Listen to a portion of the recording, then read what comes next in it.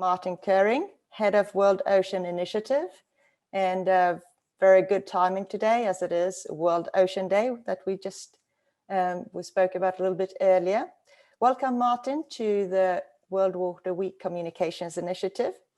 And you are the head of the Economist Group's World Ocean Initiative, and we'll be highlighting the initiative, why it came about, a bit of background, but also the importance of cross-cutting levers of change and how to build a community around ocean economy.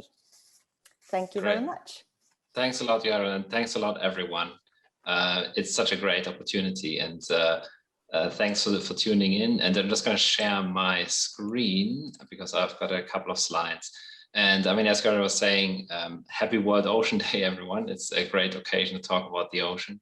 It's also a very pressing issue, as you know, in the run-up to COP26, and we have lots of exciting developments this year with the World Food System Summit as well, for example, which is also going to feature a lot the opportunity of seafood, for example. I mean, it's such an important year for climate and the ocean as well. And we were very excited that we were able to have our World Ocean Summit this year virtually, of course, and we had a great participation. I'll talk about that a little bit more.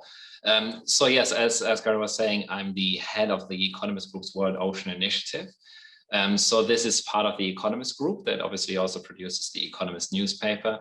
And we also work very closely on content with the Economist Intelligence Unit that you might have heard about, and the Economist Events, of course, that creates great events around the world, and the World Ocean Summit being one of them.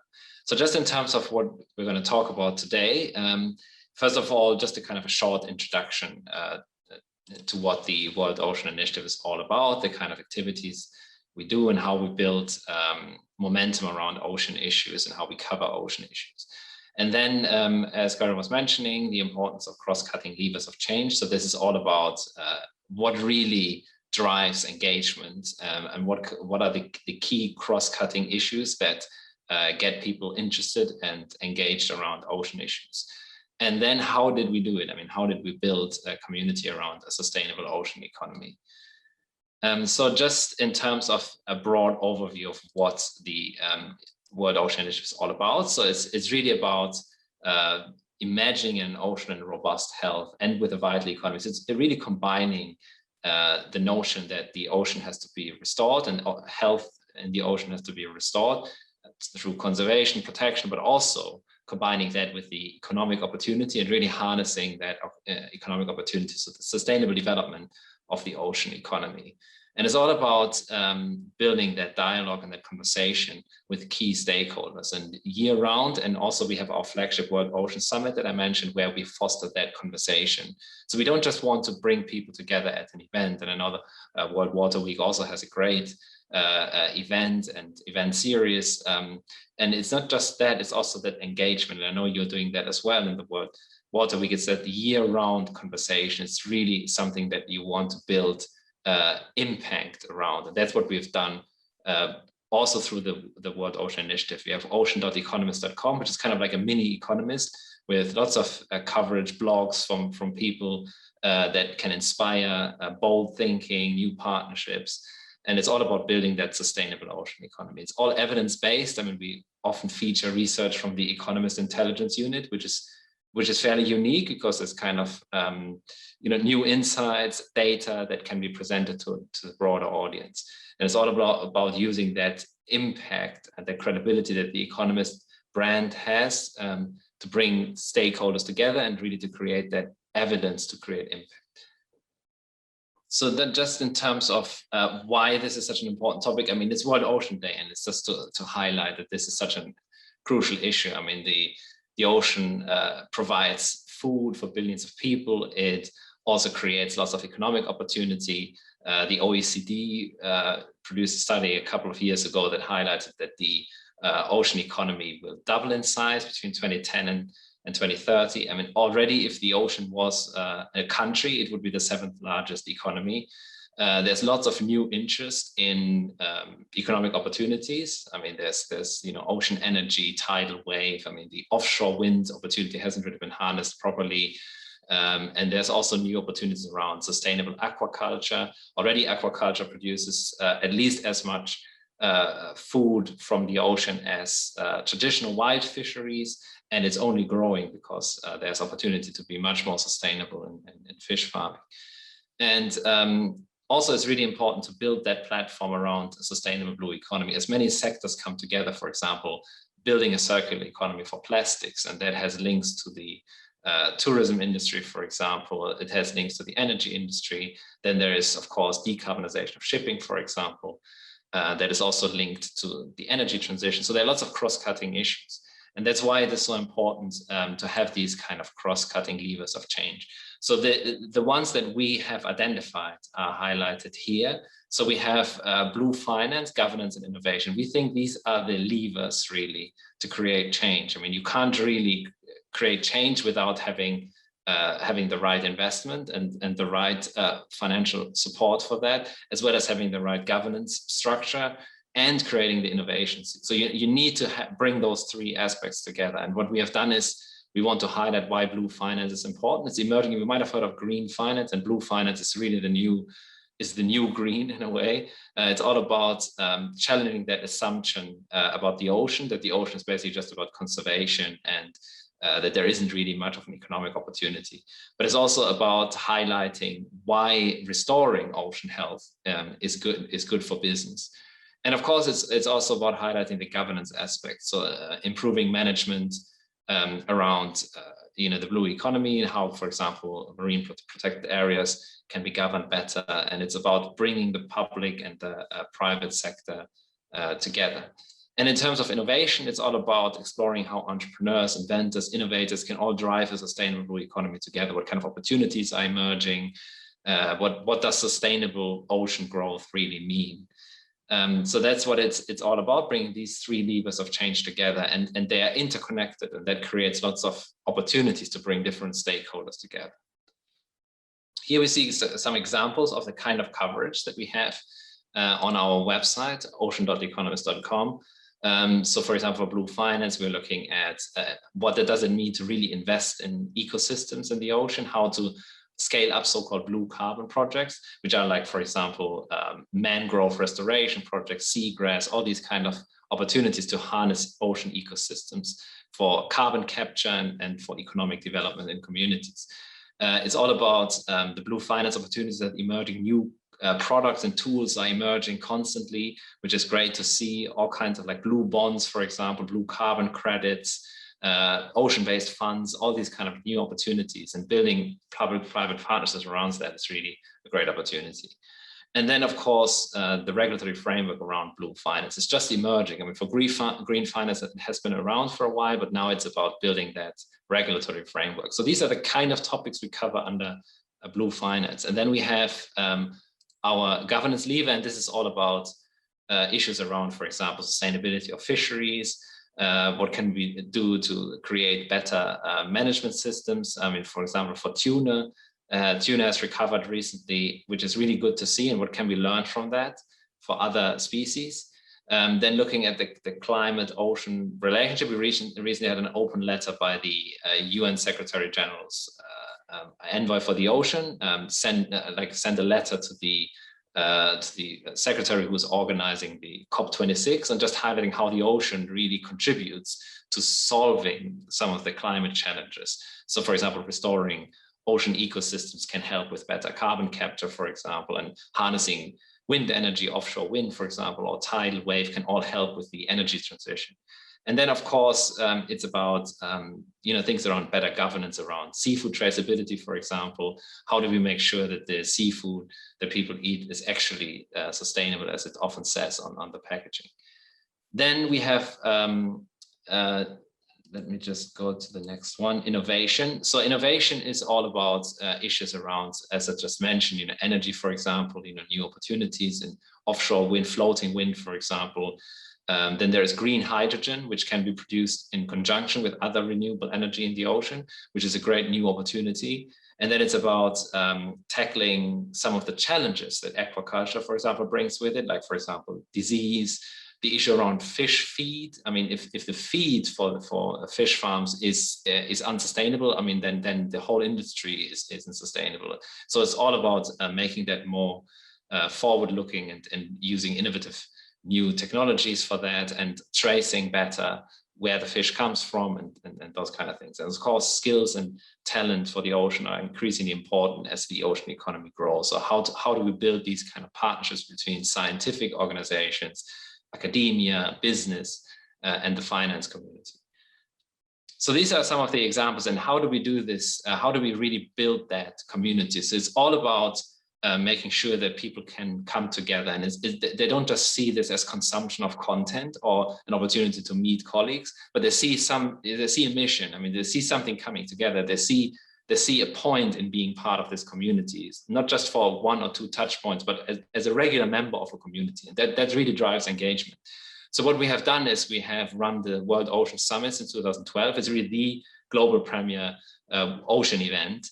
And of course, it links with other events such as the UN Ocean Conference and so on. Of course, this year we were entirely virtual, which worked really well. We had lots of engagement from around the world. For a whole week, we had great sessions on 6 industry tracks and cross-cutting themes such as governance and climate. And then we bring everyone together regionally as well. We don't want to just be seen as focusing on a specific geography. We want to be global, and of course we go to different regions. And when we were still kind of a physical event, and we're going to be an in-person event as well with virtual elements, we were, for example, in Indonesia, in Mexico, in Singapore, and in Portugal, and so on. And we want to be regional as well. So we're going to go to Singapore again later this year, hopefully again with a virtual, but we will be able to be in person again soon. So we want to combine this with regional summits as well as topical summits. So for example, on technology and innovation. So bringing the community together throughout the year is really important for us. And we have great people that engage with us, from world leaders to environmentalists, to scientists, and of course the business community and financial experts. We want to make sure that we bring all these different people together. And I think the Economist Group offers that platform through our content, through our events, through the outreach we have, but through kind of building that community that is engaged throughout the year. And here we just see how the different kind of touch points that people have, that people don't just see this as, well, let me go to that website and read an article. It's also about being able to connect with people through the events, but also through the newsletters. We produce regular thought leadership pieces. Like, for example, today we launched our World Ocean Summit summary report, which has an outlook for the ocean economy by the World Ocean Initiative. It's ocean.economist.com/outlook 2021. So we produce these thought leadership pieces. We have social media, of course, through all of the key channels, Twitter, LinkedIn, and so on. We do lots of engagement there. We have done a regular webinar series on topics, from plastic pollution, how to tackle that, to sustainable feed for aquaculture, and so on. So we have that throughout the year to make sure that people engage with us and that the community, this is a thriving community. And of course, we have special initiatives, and I can talk about that a little bit more, such as the Ocean Changemakers Challenge. And then how do we do this and who do we engage? So we have, of course, the virtual week that we just had in March, and we had over 6,000 attendees, for example, from around the world. Lots of senior people that have lots of decision-making influence, people that have director titles and above, but also regular people and NGOs and so on. We want to bring everyone together across different industry tracks, and we had shipping, energy, finance, fishing, aquaculture, tourism. So we bring together different sectors as well. And we have a great engagement on our hub through our social channels and newsletters and so on. So we want to bring that engagement throughout the year. And of course, World Ocean Day is today, but it's really one occasion. There's so many other occasions. We want to make sure that our events and our content fits nicely into what is happening around the world, such as the General Assembly, COP26, and other key dates, World Maritime Day, and so on. We want to make sure that we are not just there for once or twice during the year, but throughout the whole year. And I mentioned already some of the special initiatives. So we have, at our summit, launched several great initiatives of bringing people together through the Economist platform. So for example, the Clean Seas campaign, which is all about making sure that the major sources of marine litter are eliminated. This was announced in Bali at our World Ocean Summit there. I mentioned already the importance of so-called blue carbon projects such as seagrass, mangroves. So one of the key milestones here was the launch of the Global Mangrove Alliance by several global NGOs and organizations announced in 2017 as well. And then a great example for the finance community coming together is the Sustainable Blue Economy Finance Principles. And that was also launched at our event in 2018. For example, the European Commission, the European Investment Bank, all coming together to decide on principles on what does it mean to invest sustainably in the ocean economy. And then we have some really exciting initiatives. Now we have the Back to Blue initiative, which is a joint initiative by the Economist Group and the Nippon Foundation, which is Japan's leading foundation, NGO.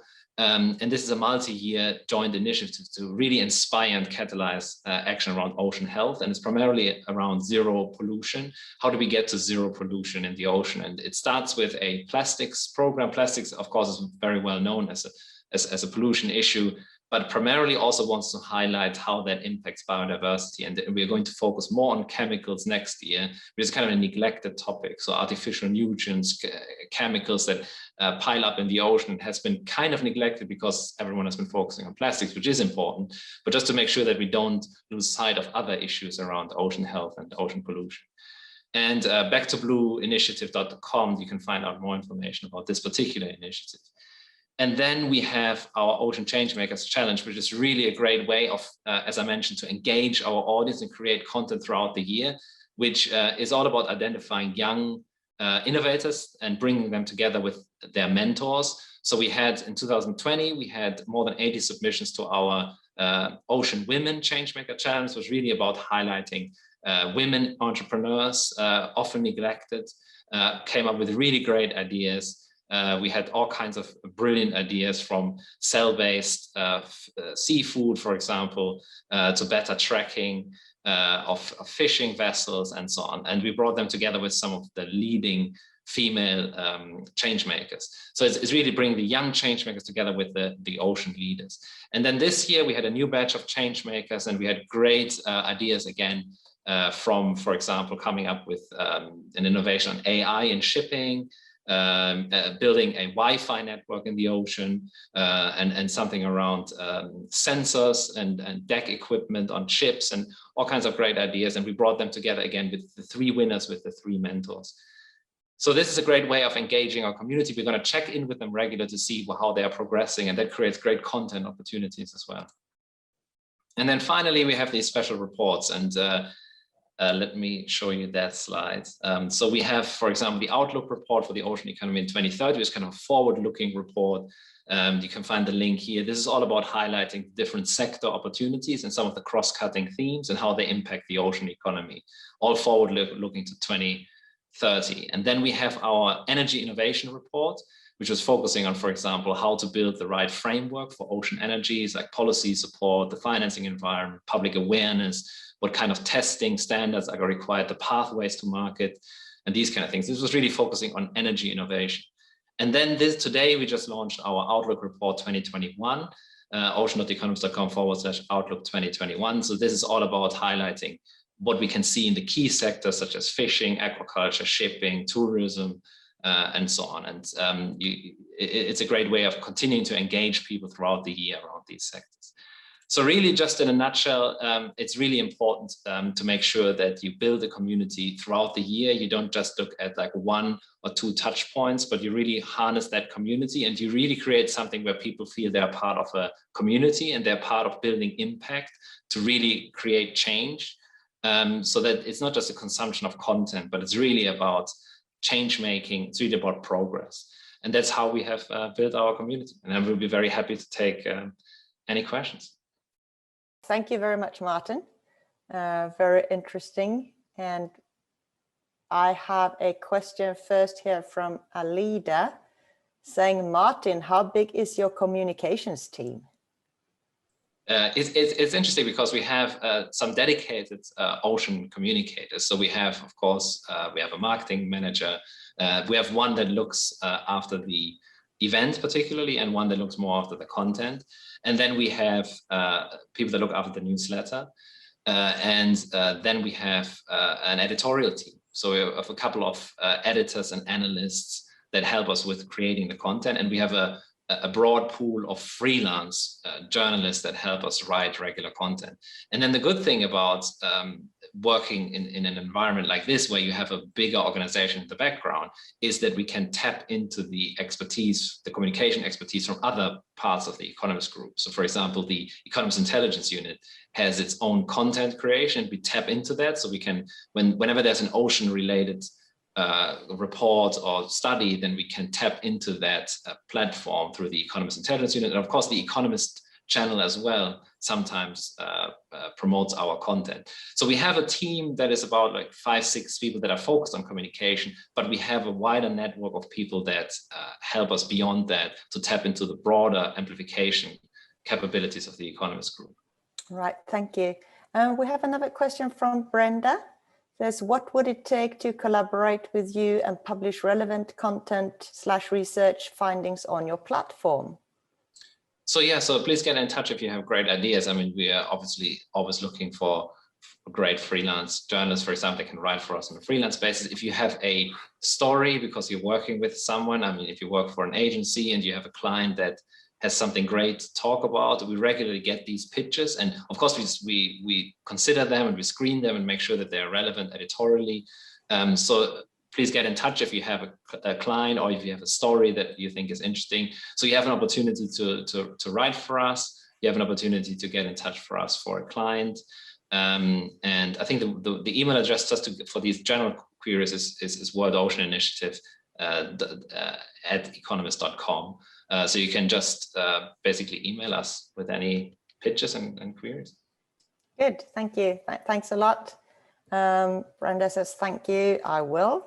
And we are having this communications initiative and trying to get better and more adequate communication around water.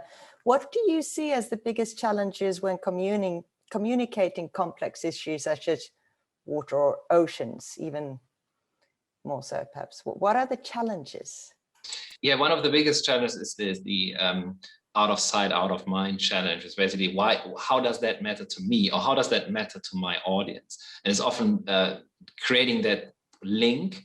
And then, of course, because we cover economy issues, we can often point to the broader developments that are happening where the ocean really plays a crucial role. Like, for example, the energy transition. I mean, more and more jobs will be in renewable energy. Whereas one of the biggest opportunities for renewable energy is the ocean, because there's really been underused as like, for example, all these opportunities around floating wind farms. And it also is great to defeat some of the problems with that some people perceive for land wind farms, which is more kind of onshore wind farms, which can take space, and so there's some issues around environmental concerns around that, which can be easily defeated. But still, so what can be done is that the transition towards a more sustainable economy more broadly can happen through the ocean. And with water, it's very similar. So you can make it more personal by saying jobs are going there. You can say the climate crisis that everyone is concerned about can be tackled through better water management, through better ocean management. You make it more personal and you make it more economically relevant for people, so that they kind of see more of a personal link, or a link of their company, or a link of people around them. All right, thank you.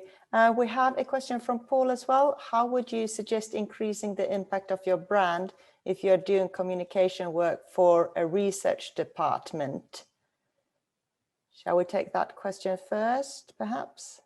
Yeah, so the thing is with research, is really about breaking it down into chunks that are more kind of digestible. So when we had, like, for example, our blue energy report, or this kind of a marine energy report, we had like something like 8 key findings, and we just needed to make sure that they can be easily digested.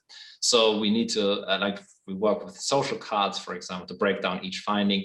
Our sustainable ocean economy report was based on something like 38 interviews and so on. But it's important to make it less academic by ensuring that we make the best use of our social channels. So, for example, social videos work very well, social cards, data points. We try to make sure that almost all of the posts that we do have an interesting data point where people think like, oh, aha, I didn't know that. I mean, I didn't know that 1/3 of wild fisheries are overfished, for example, or only 14% of plastics is recycled. And then people take notice more of the research if there's an interesting data point. Right, and you were talking about breaking it down and make it more digestible. I think that might go as an answer, but you can complement it as well for the next question. Do you think this would help you in efforts to break out of what is your normal audience and attract a wider audience? Yeah, that's a great question. That's a constant challenge when you work in an area that's super relevant, you're super passionate about, but a lot of people don't realize that it is so important. I mean, the ocean is already something like the 7th largest economy. Every second breath we take is from the ocean, the oxygen created in the ocean. So it's really those kind of things that we don't know about, but we need to make sure that that we as experts or specialists know about, but that the broader public doesn't know about. And the way to do it is as the question implies, is linking with other sectors, like for example, the climate debate. I mean, now with the climate conference coming up, really highlighting why the ocean is so important to fight climate change. Or linking it with the energy transition debate, linking it with all these bigger debates that people can understand, and just seeing a different angle of the ocean that they maybe haven't seen before. Right, just a quick clarification there. What do you mean by social cards? Social cards, so this is basically a social media card that is a visual representation of the research. So it could be something like a little icon with a world map and saying something like, did you know that half of something like 2/3 of the world is also, more than 70% of the world is covered in water or something like that. So you put, like, you create an icon, you create an image and a data point, and you put it on a card, and then you post that on social media, and that has more impact than just writing lots of text. Right. Thanks for that clarification. Alida says, how do you advocate for the role of private sector? We often face a lot of critique around private sector being the culprit of unsustainable value chains and big polluters. How do we shift the conversation? Yeah, so one important aspect here is that the innovation that happens in the ocean economy is something that is driven by great entrepreneurs that really want to make a difference. Like, for example, in sustainable aquaculture, it is one of those areas where lots of people get into because they are passionate about restoring the ocean and also feeding the world. I mean, the ocean has such potential. Like, I think something like, it could provide more than 6 times more food than it does today. And I think it's really that aquaculture opportunity. And there's people that really want to tackle the problem of overfishing. I mean, wild fisheries is a big issue, illegal fishing. So they go into this sector to make a difference. So the business community that we're talking about are really people that are passionate about solving global problems. And if they make money on the back of that, then that's great. There's another incentive. But many people come with the passion to do good. Right. And how do we communicate that? How do we shift this conversation? How would we make it take away the bad stamp that I think Alida is referring to, that private sector is often being seen as the culprit. Instead, now they can become the heroes. Yeah, exactly. So I think, for example, the Ocean Changemakers Challenge that we ran was all about people that just came out of academia or that had a great idea, like, for example, tracking fishing vessels better so that you can track illegal fishing or overfishing. And those are young people that just come out of university, and they want to make that happen. And they need the resources, they need the expertise, they need the tools to make that happen. So that's business. I mean, those are young entrepreneurs that want to make a difference. And by highlighting their story and saying they studied this, they researched this, they saw a problem, they wanted to solve it, and then they got the business opportunity. I think that's a positive story where business really can make a positive impact. Right, thank you. We're slowly running out of time, but we have time for one more question here from Holly. How have you found it best to engage with the private sector? Is there like a leading channel? Do we use LinkedIn or any reports? Where do we find these channels to communicate with the private sector?